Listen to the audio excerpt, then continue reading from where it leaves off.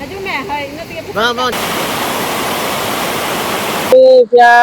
ৰাতি বৰষুণ দিছে, বৰষুণ দিয়াৰ ফলত মানে ঘপককৈ পানীটো ইমান পানী আহিলে যে ৰাস্তা পদূলি গোটেই মানে ঘৰ দুৱাৰ এতিয়া মানে গৰু ছাগলী বহুত দিগদাৰ হৈছে।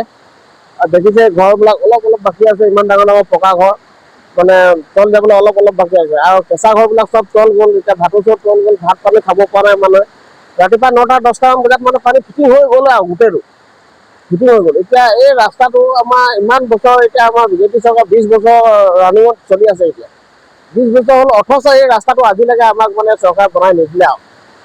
গতিকে আমাৰ ৰাইজৰ এইটোৱে দুখ হৈছে যে সৰু সৰু ল'ৰা ছোৱালী কণ শিশুসকল এতিয়া বিদ্যালয়লৈ যাব নোৱাৰে, কোনোবা এজন বেমাৰ হৈ গ'ল, এতিয়া ডক্টৰৰ ওচৰলৈ যাবলৈ হ'লে এইটো অৱস্থা কেনেকৈ নিব।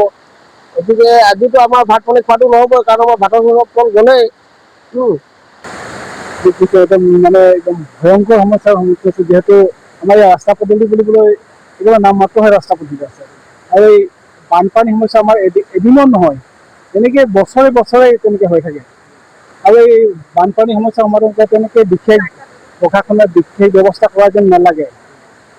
যিহেতু বানপানী সমাধান এদিনত নহয়, বহুত দিনৰ পৰা হৈ আছে, এনেকেই আছে। কেতিয়াবা যে সমাধান হ'ব আমি এতিয়ালৈকে ভাবি পোৱা নাই। পানীখিনি সম্ভৱতঃ পাহাৰ চাইডৰ পৰা আহিছে। আৰু গোটেই ঘৰত এইটো পাকঘৰত বা এইটো পুৰণি কোঠালৈকে মানে পানী, একাঠো পানী পৰ্যন্ত সোমাই গৈছে। আপোনালোকৰ অঞ্চলটোত কিমান কেইখন গাঁও ইয়াত প্লাবিত হৈছে এই পানীত? আমাৰ ইয়াত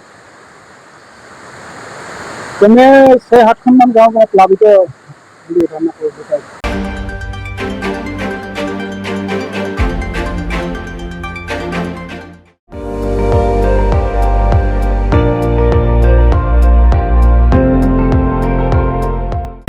আপুনি চাই আছে ND24, সৰ্বশ্ৰেষ্ঠ নহয়, সৰ্বোত্তমৰ দৌৰত।